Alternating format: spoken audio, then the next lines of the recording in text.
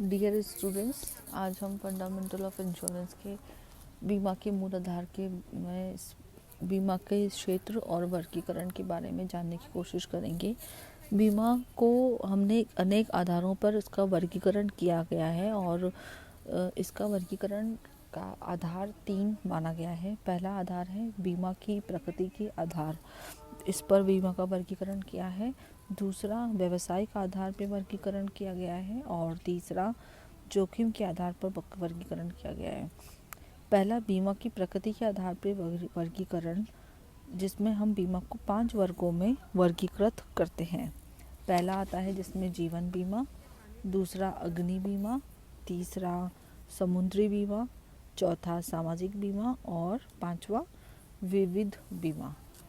सबसे पहले हम बात करेंगे जीवन बीमा की। जीवन बीमा वह बीमा होता है जिसमें बीमाकर्ता प्रतिफल के बदले, प्रीमियम के बदले एक निश्चित अवधि के बाद बीमित को अथवा बीमित की मृत्यु होने पर उसके उत्तराधिकारी को एक निश्चित धनराशि का वचन देता है।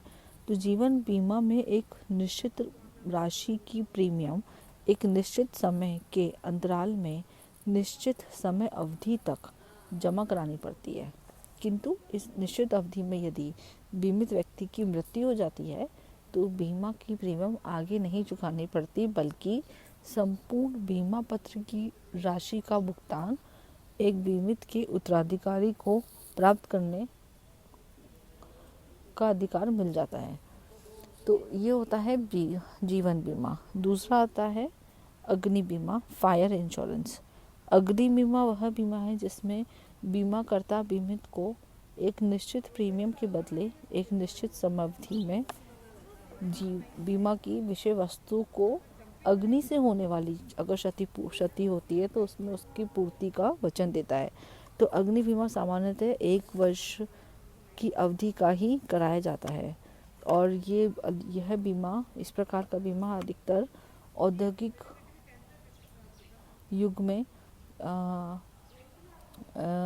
कारखानों, गोदामों, दुकानों, आवासीय बस्तियों में जहाँ पे अग्नि का खतरा रहता है वहाँ पर इस प्रकार की अग्नि बीमा कराई जाती है।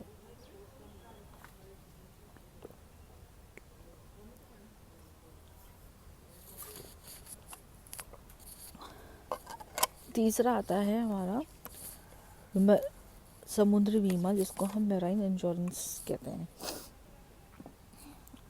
समुद्री बीमा अधिनियम 1963 की धारा 3 के अनुसार समुद्री बीमा एक ऐसा ठहराव होता है जिसमें बीमाकर्ता किसी बीमा अनुबंध में वर्णित विधि एवं सीमा तक बीमित व्यक्ति की सामुद्रिक हानियों की पूर्ति का दायित्व ग्रहण करता है। और सामुद्रिक बीमा भी एक ऐसा अनुबंध कहलाया जाता है जिसके द्वारा एक निश्चित प्रतिफल के बदले एक पक्षकार दूसरे पक्षकार को, एक पक्षकार जिसको हम बीमाकर्ता बोलेंगे और दूसरा पक्षकार जिसको हम बीमित बोलेंगे, तो एक पक्षकार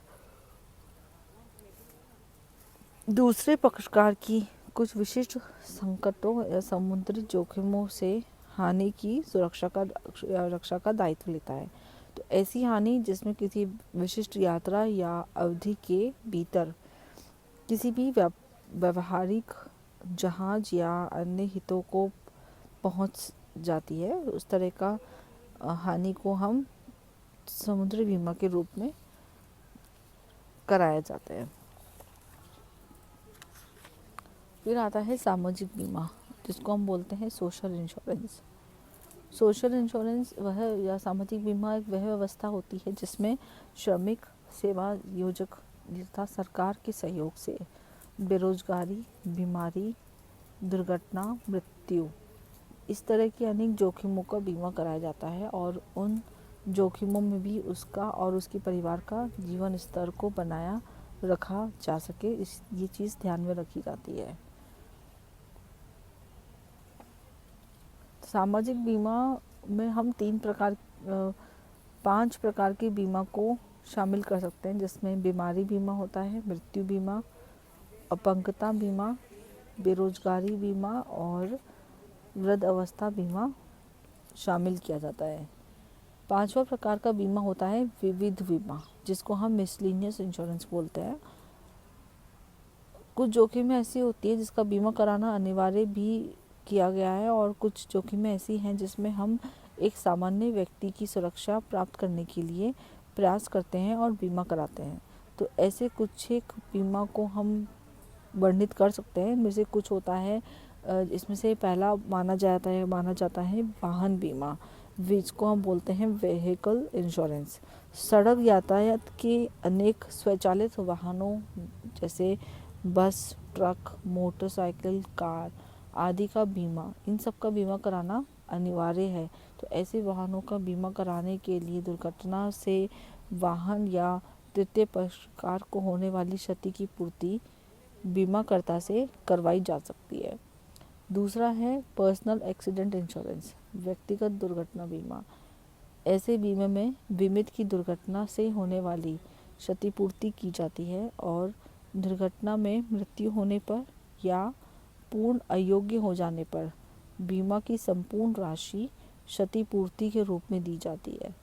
इसमें आंशिक अयोग्यता की दशा में होती है, पार्शियल डिसेबिलिटी की दशा में बीमा पत्रों की शर्तों के अनुसार एक निश्चित अनुपात में क्षतिपूर्ति कर दी जाती है।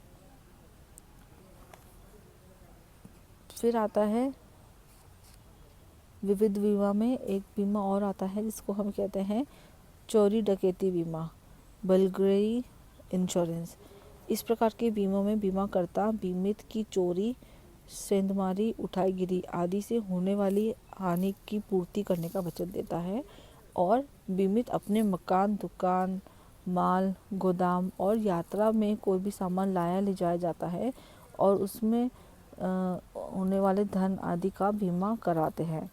कई बैंक और बीमा कंपनी होती है या कई बड़े व्यापार गृह होते हैं जिसमें इस प्रकार का बीमा बहुत ही विशेष रूप से लाभप्रद होती है।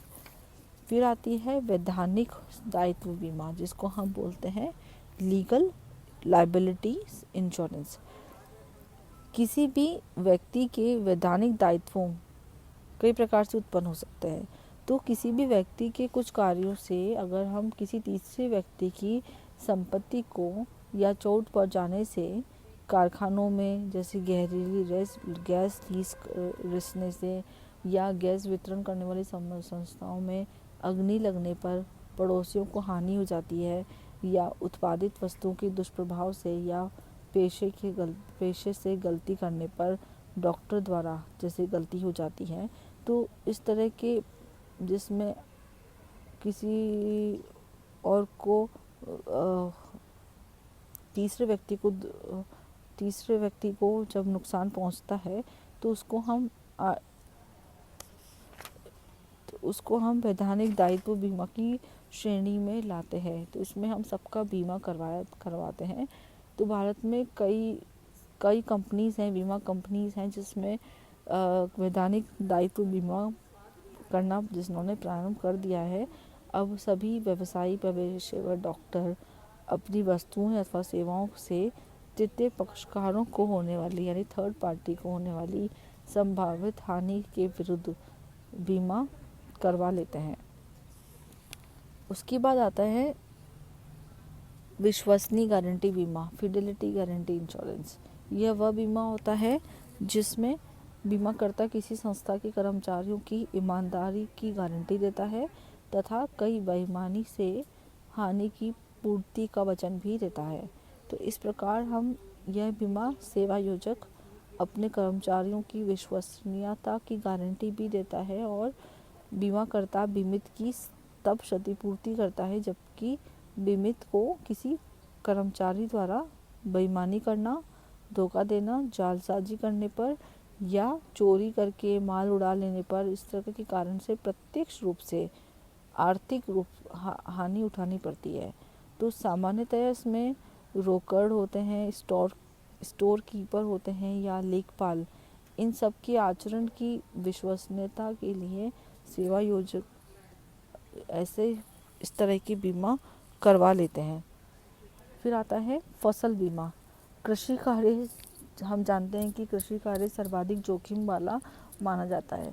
तो इस प्रकार में बीमे की सुरक्षा कुछ वर्षों पूर्व तक पर्याप्त मात्रा में उपलब्ध नहीं हो पा रही थी, परंतु अब कई विदेशों में भी और देश में भी फसल बीमा काफ़ी प्रचलित होती जा रही है। इसमें बीमाकर्ता बीमित की फसल को कुछ कारणों से अगर वह फसल क्षतिपूर्ति करने का वचन देता है, जिसमें कुछ चीज़ें शामिल हैं, जैसे जलवायु संबंधी कारण से अगर फसल खराब होती है, जैसे सूखा, बाढ़, आंधी तूफान, बवंडर, इन सब से, या फिर किसी महामारी से, प्रकोप से, या पौधों की बीमारी से, और या दंगों या हड़तालों से जब होती है, फसल खराब होती है, तो इनमें जो भी जोखिम होती है और नुकसान होता है, वो सबका क्षतिपूर्ति कंपनी करती है, तो दे देती है। तो इसको हम फसल बीमा मानते हैं। फिर आता है पशुधन बीमा। पशुधन बीमा पशुओं का बीमा होता है, और इस प्रकार के बीमा में यदि पशुओं में महामारी की बीमारी के कारण या किसी भी कारण से पशुओं को हानि होती है, तो बीमाकर्ता बीमित को क्षतिपूर्ति दे देता है। उस अगला है अपराध बीमा, क्राइम इंश्योरेंस। आजकल हम जानते हैं कि शहरों में नहीं, गांवों में भी अपराध की प्रवृत्ति बढ़ रही है, और इसमें सुरक्षा प्रदान करने के लिए भी बीमा पत्रों का विकास किया जाता है। तो इसमें बीमा पत्रों में हम डकैती, चोरी, लूटपाट, नागरिक उपद्रव, आतंक, कार्रवाई आदि से सुरक्षा प्राप्त कर सकते हैं। फिर आता है इंजीनियरिंग